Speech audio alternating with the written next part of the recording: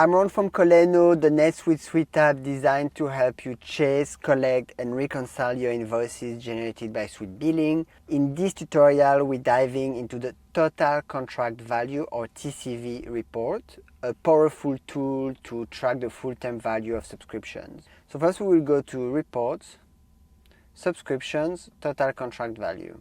Each line in the TCV report will include columns like the customer associated with each contract, its billing account, the subscription associated with it, the start end date, as well as the status, and obviously the last column, that's the one that you're really looking for, is the TCV, the total contract value.